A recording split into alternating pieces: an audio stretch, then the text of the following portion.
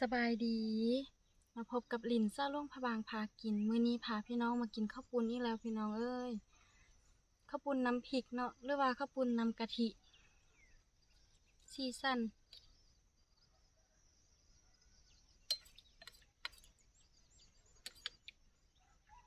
มีผักกัดมานำ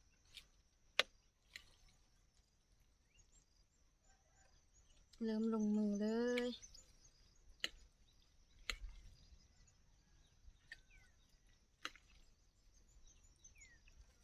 หิวข้าว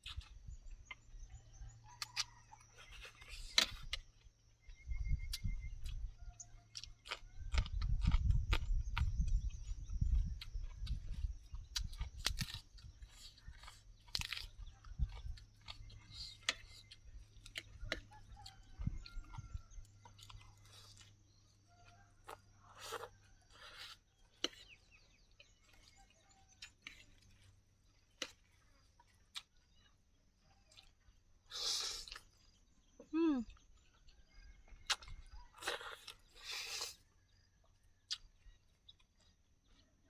อืม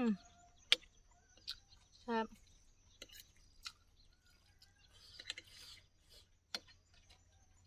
กินเส้นแนวมักแซ่บคัก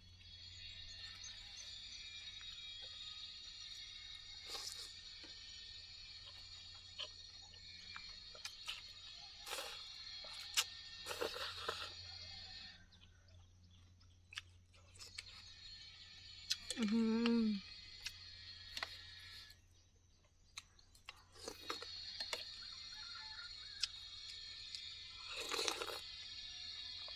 อืม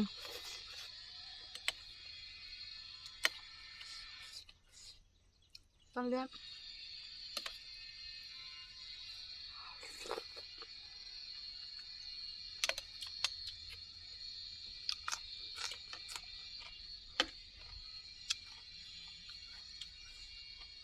จะอ่อนหมู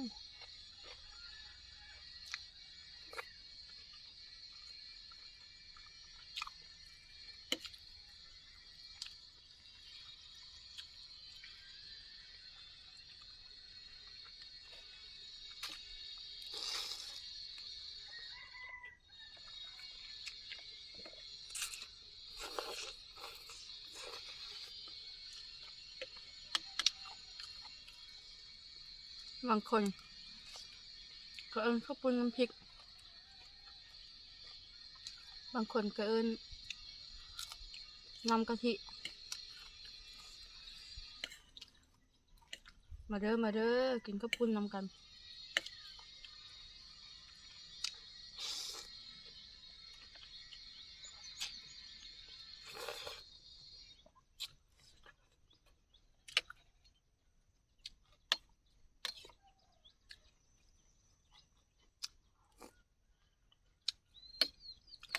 กินตลอดกับฟ้าเบื่อกันเด้อ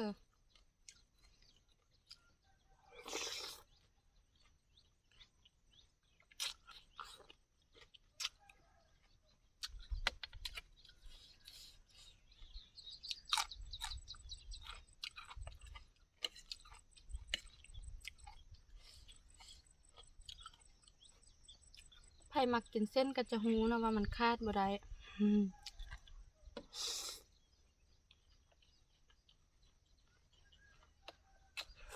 อืม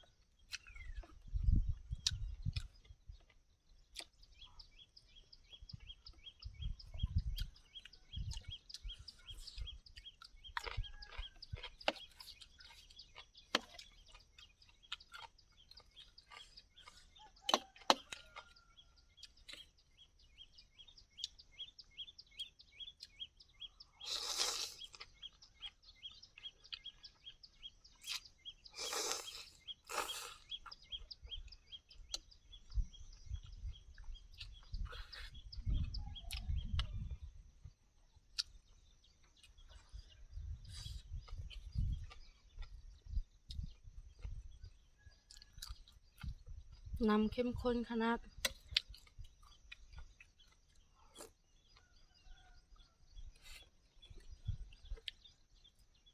อือหือ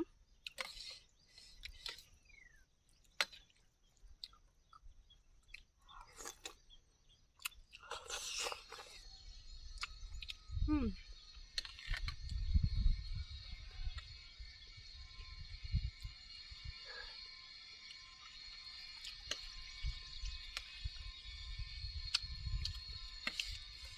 อืม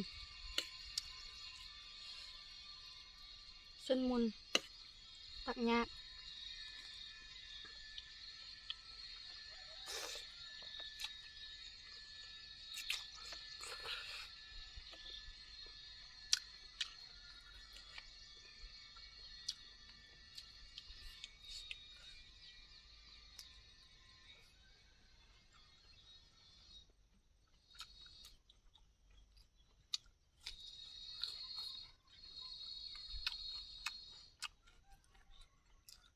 อืม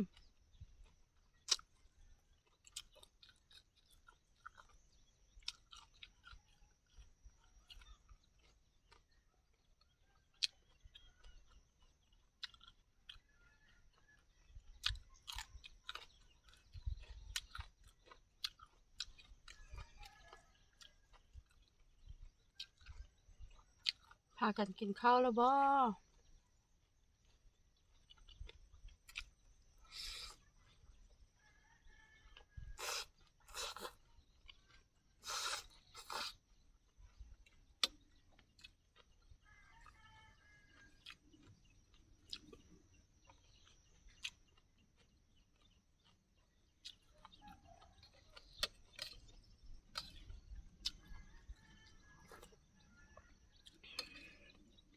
อืม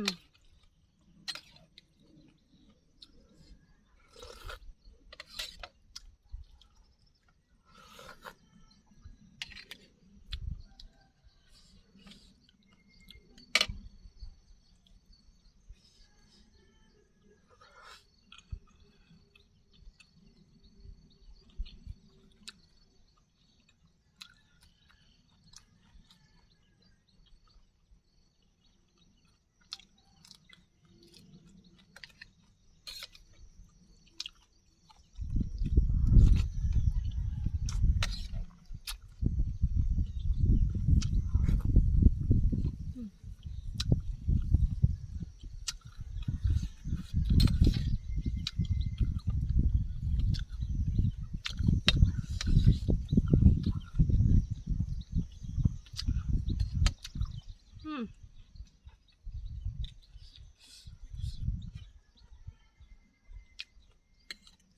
แซ่บจนลืมปากลืมเว้า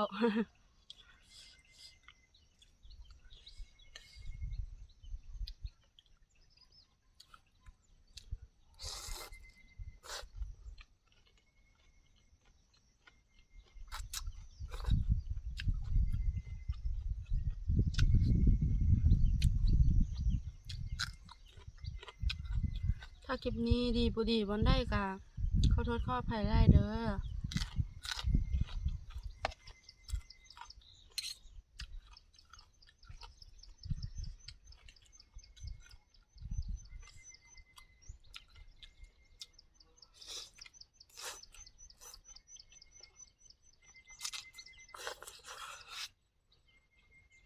อืม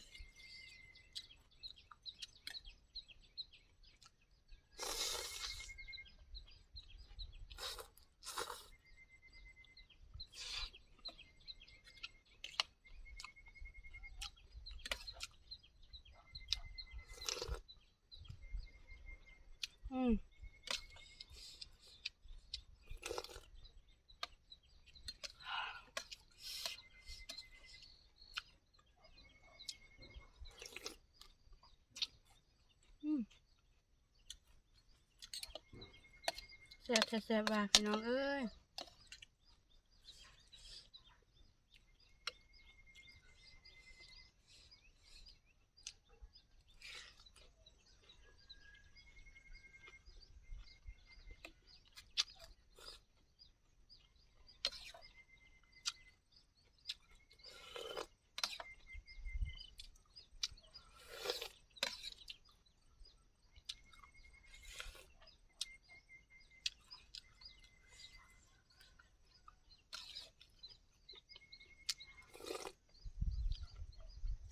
สดน้ำจนหมด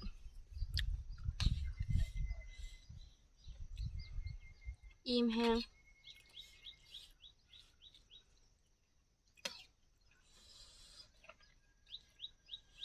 คำสุดท้าย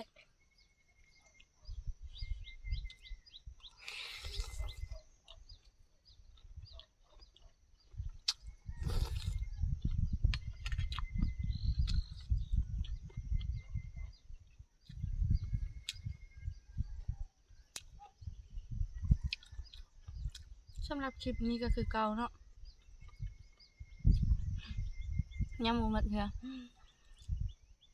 ขอโทษขออภัยหลายๆสำหรับคลิปนี้ก็คือเก่าเด้อฝากกดไลค์กดแชร์ให้ซ่าเด้อสบายดี